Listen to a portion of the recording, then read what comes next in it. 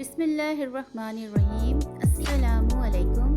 Viewers, today I will share with you a falafel recipe that is very tasty and crunchy. Overall, the best way to describe falafel is not a Israeli food or Arab food, but as a Middle Eastern food. In fact, they are popular with everyone across the region. So, viewers, falafel is an Arabic word that is the plural of falafel. Falafel is a ball or patty shaped fritter made from ground chickpeas. Falafel is a treasure for those who did not eat wheat.